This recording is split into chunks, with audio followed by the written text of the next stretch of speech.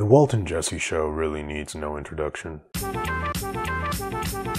Widely considered one of the greatest to ever do it, Breaking Bad redefined television for a new age of entertainment, an age that was worlds more dark and cynical than the previous era, the vibrant and sometimes naively optimistic 1990s. Even today, years after the airing of Felina, people still find new ways to analyze the show, its characters, and its story. But one property of Fixing Good that isn't talked about nearly enough is how political the world of Breaking Bad really is. I'm not saying I'm psychic, but I know what you're thinking. Why are you trying to politicize a good show? I mean, it's a good show, why not just enjoy it for what it is? At first glance, it might seem like Breaking Bad is as apolitical as can be. The show is about drugs, about trauma and addiction, about ego and the corrupting nature of power, about lies and manipulation, not legislation. But you see, Breaking Bad is political in a way that very few shows can ever pull off. Nowadays, television loves to try and weave socio-political commentary into its storytelling. Just got a 911 from Antifa. But Breaking Bad succeeds in its political commentary by throwing this formula out the window. The show rarely ever mentions a political issue by name. Instead, the political is as implicit as it gets and is used to build a compelling and realistic world around our main characters. And the franchise stories of the show, as well as the lives of our protagonists and antagonists that we follow throughout the show's 5 seasons, are all placed on the backdrop of Breaking Bad's main political drive, America's war on drugs.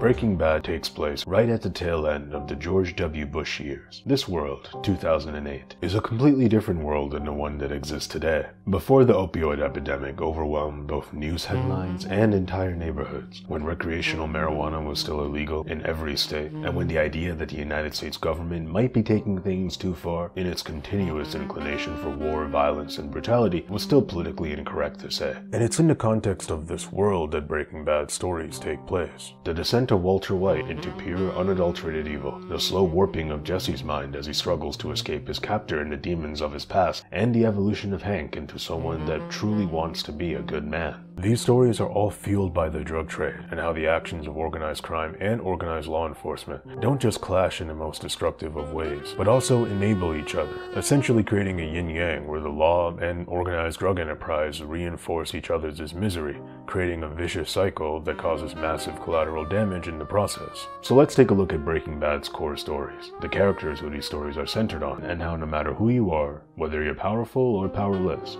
the drug war will never bring you nothing but trauma and misery.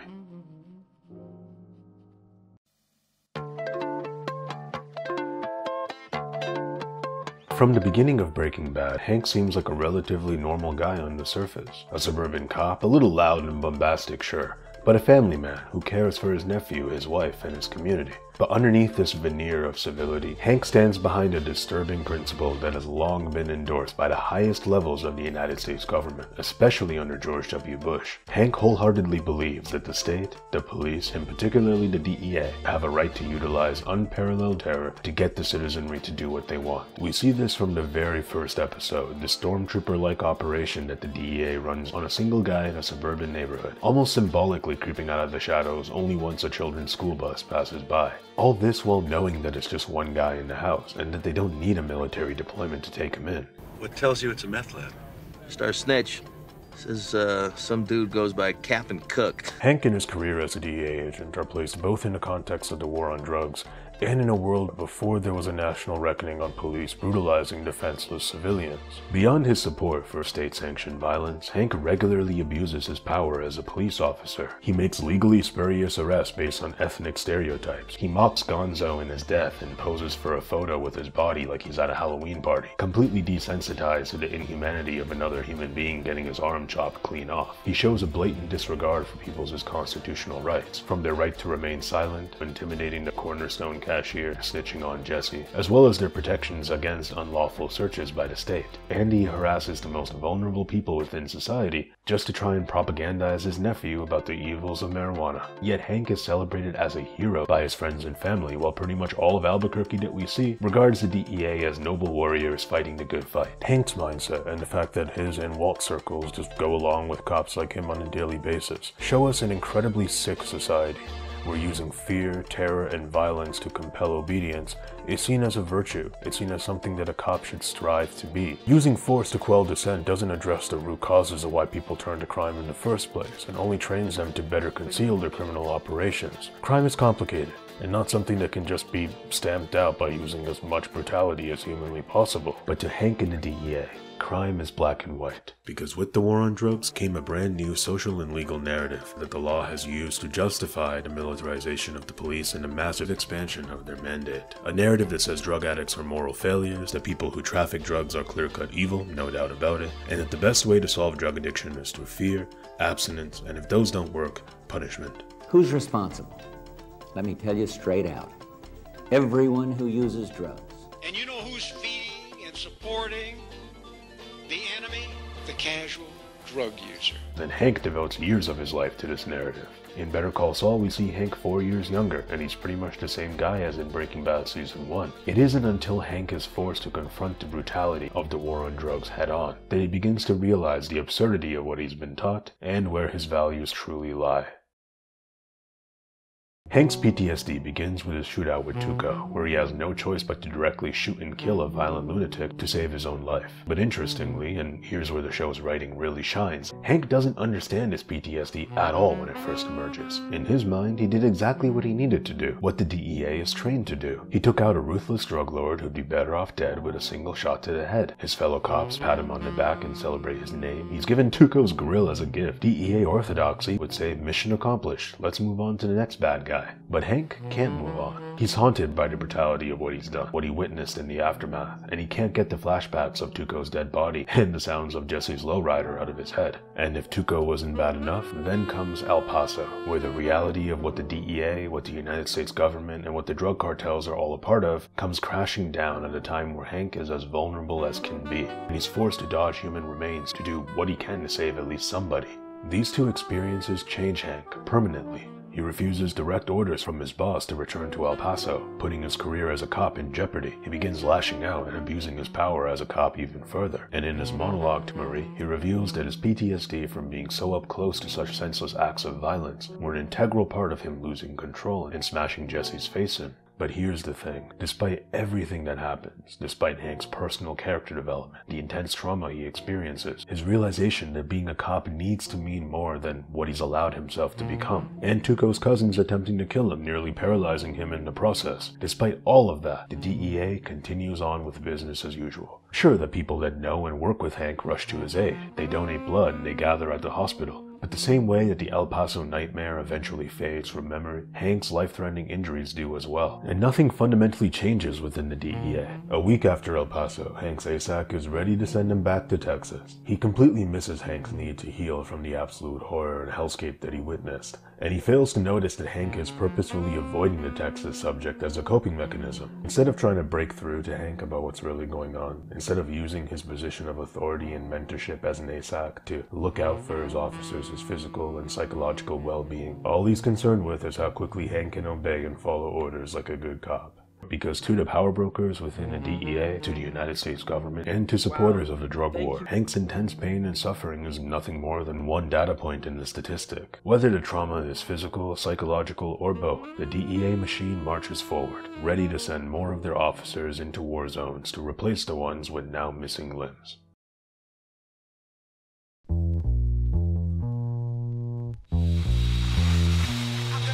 All is taken. It's some marijuana and I'm making MCs break past like blackjacks and bacon. While Hank's many scenes critique the DEA machine, showing how the institution of law enforcement uses its men and women as easily replaceable pawns, Walter White's story shows how the ruthlessness of the drug war traumatizes everyday people, pushing them into becoming hardened criminals and ultimately creating more crime, accomplishing the opposite of what the drug war set out to do. The truth is that no criminal starts off with a, complete lack of a soul. Most have no idea what they're really getting themselves into when they first begin their criminal career. No films or music or stories from older crooks can prepare the novel criminal for the first time they watch another human being's bones get snapped straight in half. But instead of deterring these newbies from a life of crime, the drug war keeps the vicious cycle of criminality going through the use of three powerful tactics. The first is the heavy criminalization of drugs themselves, filtering out anybody without a sky-high tolerance for risk from actually selling them. Second is the intense social stigmatization of drugs themselves, preventing users from getting help under the fear of being labeled a drug-addicted burnout and keeping the market wide open. And third is a war zone-like response to pretty much all illicit dealings,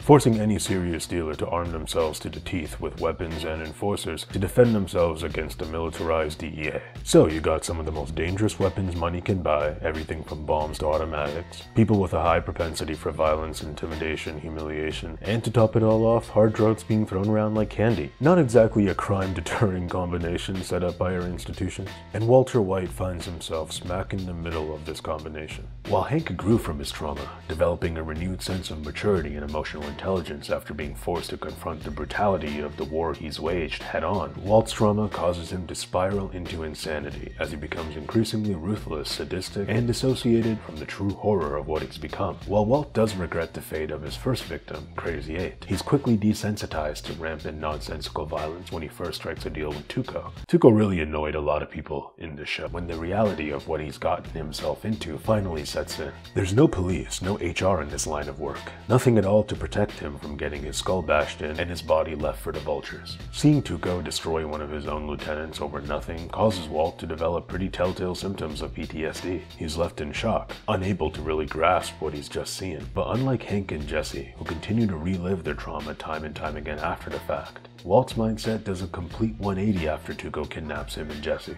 Instead of feeling scared, paranoid, distant from his family like he did before Tuco was raided by the DEA, Walt jumps at the opportunity to re-enter the drug trade once Tuco is out of the picture. And when Jesse insists he take caution after almost dying at the hands of a sadistic psychopath, Walt both poetically and ironically asks him, "What's changed, Jesse?" This line is brilliant, because in reality, everything has changed. Fans always like to point and say, oh, this is the moment Walt turns into Heisenbreakfast. But in reality, the transition is gradual throughout the entire show, from the beginning of the pilot all the way to Ozymandias. But if there was ever an inflection point between Jekyll and Hyde, it was the standoff with Tuco, Walt's first experience with a kingpin who had his number and who he never should have been able to escape alive. His conversation with Jesse proves that the summit with Tuco was when Walt truly decided that the only way to cope with his trauma is to further embrace the sadism, the lust for power, and the absolute madness of the drug trade. This mindset sticks with him throughout Breaking Bad, through his initial meeting with Gus, letting Jane die, killing Gale, poisoning Brock, bombing a nursing home. Well, you know, it sticks with him until it's too late to turn back. It's important to remember that Walter White becoming Heisenberg was never inevitable. The change was slow and methodical, taking place over the course of a number of increasingly violent situations that Walt would find himself in. In a world where methamphetamine isn't nearly as heavily criminalized, and where the drug war either doesn't exist or does so in an extremely diminished form, how many addicts would feel comfortable getting help without the risk of being labeled a druggy burnout? The risk of entering the meth business would plummet, and while trafficking would still rightfully be illegal, getting rid of the heavy criminalization would bring in more than just psychotic killers into the market. You know, people with the highest risk tolerance. And we'd probably see something similar to black markets for loud in states where it's still illegal. If Walt was never exposed to the rampant violence and brutality of people like Tuco Salamanca and Gus Fring, that desensitization that comes with seeing such violence up close never would have settled in. And the path towards becoming Heisenberg, building a tolerance for increasing levels of violence and dehumanization, would have been broken. Would Walt have been able to run over two human beings and shoot a barely breathing corpse in the head without a second thought, had he not seen Tuco beat his friend to death, and had he not been forced to administer CPR to a convulsing corpse? Would he have found it in him to almost kill the child of his only friend's woman, had he not believed that Gus, the man he admired and looked up to, also used children as pawns in his mind games? In my opinion, he wouldn't have. Heisenberg was only able to take over Walter White because of the increasing levels of absolute insanity that the drug war desensitized him to.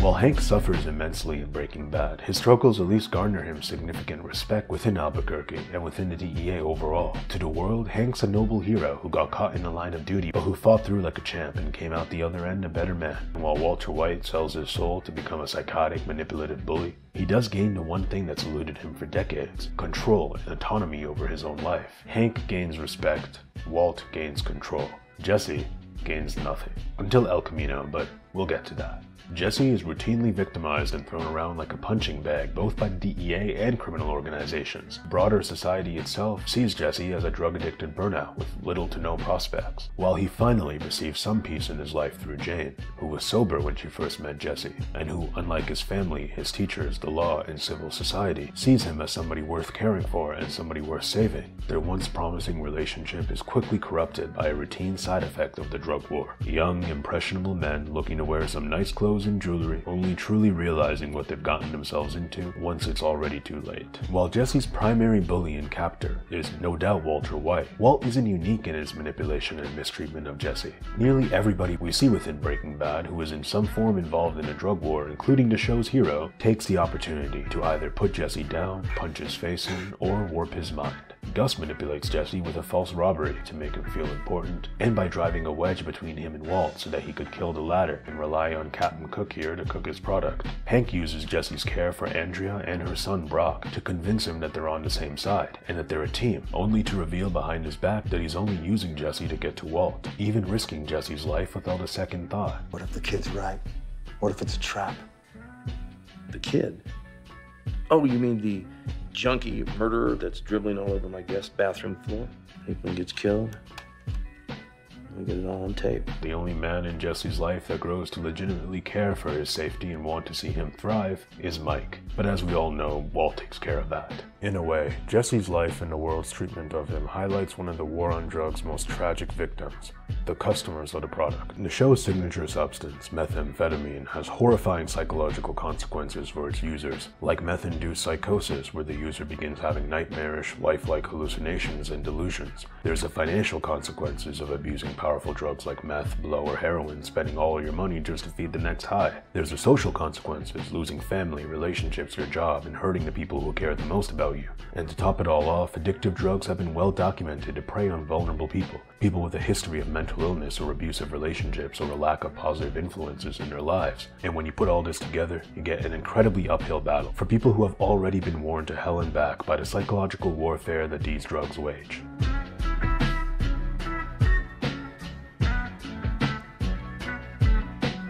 Now, in response, a healthy society could put people on the path toward getting actual help, to prevent them from overdosing, to teach them about harm reduction, and to help them overcome their past and lead a more bright future. But I don't live in a society like that, and neither do the characters of Breaking Bad. Rather than extend a helping hand, the world of Breaking Bad tears addicts down. Walt's operation directly contributes to their misery by putting out some of the most potent meth on the market, reinforcing their crippling addiction. The suburbanites like Skylar and Marie see Jesse as nothing more than a burden, and Hank regularly puts down and even targets people with a history of drug use based on nothing but stereotypes of what a drug user looks like. So how does this all relate to the war on drugs? The war on drugs wasn't just about expanding the power of the state and criminalizing substances. It was also about shifting the culture to see drug addiction as a moral failure of the individual, as opposed to a epidemic of mental health. Remember those anti-drug PSAs we all saw as kids? The ones that would highlight the pain drug users would bring their families and friends, and how only the bad kids at school would ever try and offer you a joint. I've never been offered drugs by nobody. Who the hell is giving out drugs for free? To the drug war, addiction itself is a crime. And if we could just teach our youth how bad and evil drug use is, their fear of the substance would win out, and people would abstain. But of course, this mentality is as flawed as a mentality could possibly be. And Breaking Bad shows us that, makes it crystal clear. No lectures on morality could erase watching a man get his skull drilled in by an ATM machine.